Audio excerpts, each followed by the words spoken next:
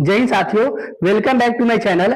आज के वीडियो में हम लोग आर्टिकल को पढ़ेंगे और इतनी आसान भाषा में समझेंगे जो इस वीडियो को देखेगा उसके बाद आर्टिकल को कभी भूलेगा ही नहीं। सो गाइस, वीडियो में अंत तक बने रहिएगा। आइए एक एक करके समझते हैं। तो सबसे पहले समझते हैं आर्टिकल। तो आर्टिकल दो प्रकार के होते हैं।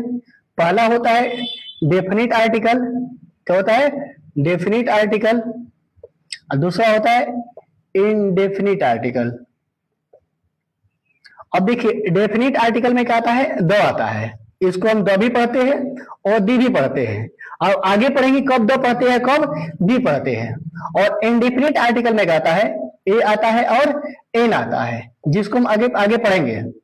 अब देखिए, आर्टिकल को समझने से पहले हम पहले नाउन को समझ लेते हैं। देखिए, आप चूंकि नाउन का परिभाषा जानते होंगे, किसी व्यक्ति, वस्तु, स्थान के नाम को नाउन कहते हैं। अर्थात the noun is the name of person, place और थिंग। और नेमिंग वर्ड इज नाउन। इसको आसान भाषा में ऐसे समझेंगे, जब किसी वस्तु को हम देख सकते हैं, टच कर सकते हैं या फील कर सकते हैं, वही क्या होता है? नाउन होता है। और इस तरह से नाउन कितने प्रकार के हो गए? दो प्रकार के हो जाते हैं। एक वो नाउन जिसको हम गिन सकते हैं तो उसको हम काउंटेबल नाउन कहते हैं। और एक वो नाउन जिसको हम क्या कर सकते हैं? नहीं गिन सकते, तो उसको क्या बोलते हैं? Uncountable noun. अर्थात जिसको हम नहीं गिन सकते हैं। और काउंटेबल नाउन कितने होते हैं? दो होते हैं। एक सिंगुलर काउंटेबल नाउन होता है, एक प्लूरल काउंटेबल नाउन होता है। अर्थात एक वो काउंटेबल नाउन जो सिंगल होते हैं और एक वो काउंटेबल नाउन जो प्लूरल में होते हैं। जैसे देखिए, पेन क्या है? सिंगुलर काउंटेबल नाउन है। और पेन्स क्या है? प्लूरल काउंटेबल नाउन है। और इसमें क्या होता है? इंक होता है, इसलिए क्या हो जाएगा? ये अनकाउंटेबल हो जाएगा। जैसे देखिए, बुक है तो ये बुक सिंगुलर काउंटेबल नाउन हो जाएगा। वही बुक्स क्या हो जाएगा? प्लूरल काउंटेबल नाउन हो जाएगा। और किससे बनता है? ये वुड से बनता है। इस तरह से ये क्या हो जाएगा? अनकाउंटेबल नाउन हो जाएगा। जैसे चेयर हो गया। चेयर क्या है? काउंटेबल, सिंगुलर काउंटेबल नाउन है। और चेयर्स क्या है? प्लूरल काउंटेबल नाउन है। और ये किससे बनता है? ये वुड से बनता है, आयरन से बनता है, ईटीसी से बनता है। इस प्रकार क्या हो जाएगा? अनकाउंटेबल हो जाएगा। अब देखिए, जो भी ए एन का प्रयोग होता है, ए एन का, ये किसके साथ होता है?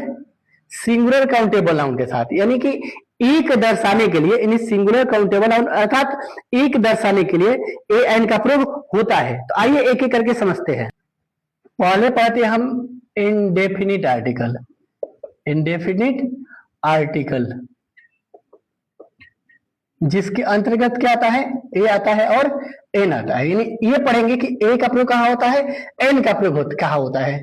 देखिए, ये समझना बिल्कुल आसान है, जिसको आप आसानी से समझ सकते हैं। यानी जब भी कोई व्यंजन हो, व्यंजन अर्थात क से लेकर के ज्ञ तक हो पहला अक्षर, तो किसका प्रयोग होता है?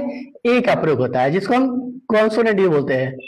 कॉन्सोनेंट, यानी जब भी कोई कॉन्सोनेंट हो तो हम किसका प्रयोग करेंगे? ए का।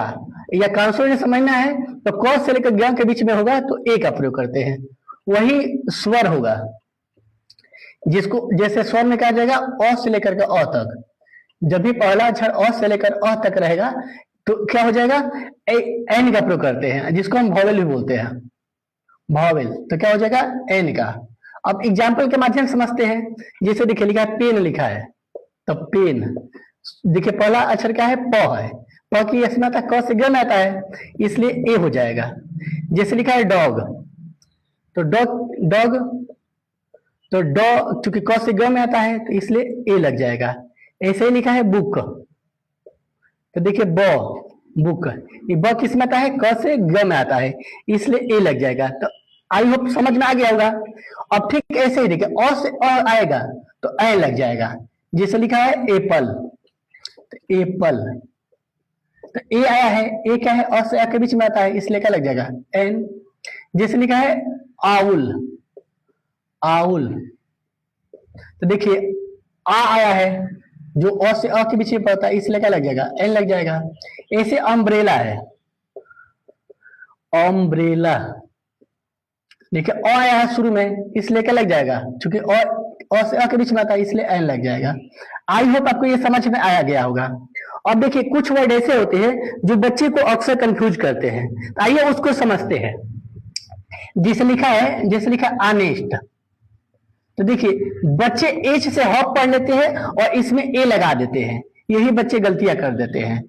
तो इसका जब लिखेंगे तो क्या हो जाएगा, ऑनेस्ट होता है, ऑनेस्ट। तो देखिए आ रहा है शुरू में, आ रहा है ओ के बीच में है, तो इसलिए क्या पता लग जाएगा, एन लगेगा। और जिसे आवर लिखा है, आवर, तो इसको फिर वही बच्चे गलती करते हैं, एच से हॉप समझ लेते हैं, लेकिन यहाँ पता लग जाएगा एन लगेगा। और ठीक इधर वही गलतियां करते हैं बच्चे, जैसे लिखा है यूनिवर्सिटी, यूनिवर्सिटी। तो देखिए बच्चे यू से, चूंकि यू का है वॉवेल है तो एन लगा देते हैं बच्चे, लेकिन जब इसको लिखेंगे यूनिवर्सिटी तो यह से शुरू होता है, इसलिए क्या लग जाएगा, ए लग जाएगा। वैसे यूनियन, तो देखिए ये भी यूनियन हो जाएगा, तो यह से शुरू है इसलिए क्या हो जाएगा, ए यूनियन हो जाएगा। एक सबसे बड़ी गलती बच्चे, या बच्चे अक्सर एक वर्ड को लेकर के बड़ा कंफ्यूज रहते हैं, जैसे लिखा है ईयर। तो देखिए बच्चे इसको लेकर अक्सर कंफ्यूज ये रहते हैं, जैसे ईयर लिखेंगे ऐसे, तो जब ईयर लिखेंगे इस तरह से बच्चे, तो यहाँ पर बच्चे एन लगा देते हैं, लेकिन ये क्या है, गलत है, क्योंकि ईयर ऐसे नहीं लिखाता है, ऐसे लिखाता है ईयर।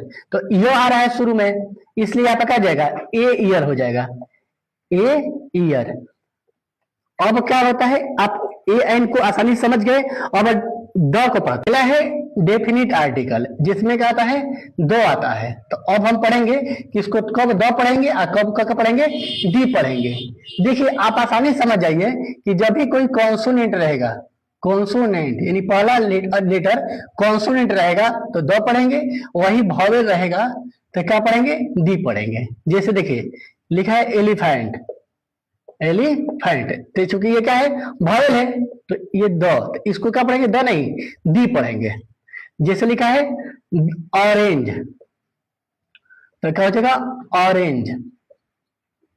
तो देखिए तो ये चूंकि क्या है, वॉवेल है, तो इसलिए इसको द ना पढ़ेंगे, क्या पढ़ेंगे, दी पढ़ेंगे। लेकिन यही लिखा है पेन, तो इसको क्या पढ़ेंगे, द पेन पढ़ेंगे। क्यों द पेन पढ़ेंगे, क्योंकि प क्या है, कॉन्सोनेंट है, वैसे ही बॉय लिखा है, तो इसको क्या पढ़ेंगे, ब, कह रहे हैं बॉय, तो क्या हो जाएगा ये द, सॉरी द बॉय, दी नहीं पढ़ेंगे। आई होप आपको द और दी में अंतर समझ में आ गया। तो अब द का प्रयोग कहां पर होता है, आइए पढ़ो। देखिए रूल पहला ये कहता है कि जब भी कोई धार्मिक किताब हो, क्या हो, धार्मिक किताब हो, तो उसके साथ द का प्रयोग होता है। जैसे है रामायण, रामायण, महाभारत, गीता, कुरान, बाइबल। चूंकि देखिए ये तीनों हिंदुओं की धार्मिक किताब है, ये मुस्लिमों की है, ये ईसाइयों की है, तो तीनों धार्मिक किताब है, तो सबके साथ क्या लग जाएगा, द लग जाएगा। और रूल दूसरे क्या कहता है कि जब भी कोई दिशा हो, दिशा, दिशाओं का नाम,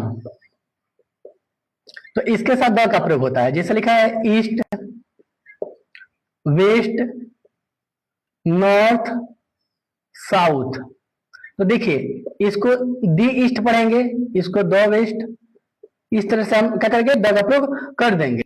रूल तीसरा है कि जब भी कोई राजनीतिक पार्टी, राजनीतिक पार्टी हो, तो इसके साथ द का प्रयोग करते हैं। जैसे देखिए बीजेपी हो गया, एसपी हो गया, बीएसपी हो गया, एक आरजेडी हो गया, एक कांग्रेस हो गया। तो चूंकि देखिए सब राजनीतिक पार्टियां हैं, तो सबके साथ क्या प्रयोग करेंगे, द का प्रयोग करेंगे। अब चौथा नियम क्या कहता है, जब भी कोई ऐतिहासिक, ऐतिहासिक इमारत हो, तो इसके साथ हम किसका प्रयोग करते हैं, द का। तो ऐतिहासिक इमारत क्या है, तो ताजमहल है, तो ताज महल, तो इसको द ताजमहल पढ़ेंगे। जिसे लाल किला है तो क्या बोलते हैं, रेड फोर्ट, तो क्या हो जाएगा, द रेड फोर्ट। ऐसे ही कुतुब मीनार, क्या है, कुतुब मीनार, तो द लग जाएगा। वैसे क्या चार मीनार है, चार मीनार, तो क्या हो जाएगा, द हो जाएगा। हवा महल है, तो यहां पर क्या लग जाएगा, द लग जाएगा। पांचवा नियम है कि जब भी कोई नदी का नाम रहे, नदी का नाम तो द का प्रयोग होता है, जैसे गंगा, यमुना, सरयू, कावेरी।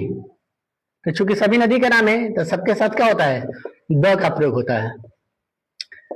रूल 6वां क्या है कि जब भी कोई अखबार हो, अखबार है, इसके साथ द का प्रयोग होता है। जैसे लिखा है the Times of India, the Times of India. The Amar Ujala, चूंकि हम लोग के साइड में क्या आता है, अमर उजाला आता है, the Amar Ujala. The Dainik Jagran. इस तरह से आप द का प्रयोग समझ में आ गया होगा। आई होप आपको वीडियो पसंद आई होगी। वीडियो पसंद आई तो चैनल को सब्सक्राइब कीजिए। मैं इतना मेहनत से बनाया हूं, इसके लिए आप स्नेह प्यार दीजिए सब्सक्राइब करके, और इस चैनल को सब्सक्राइब कीजिए। फिर मिलते हैं अगली वीडियो में।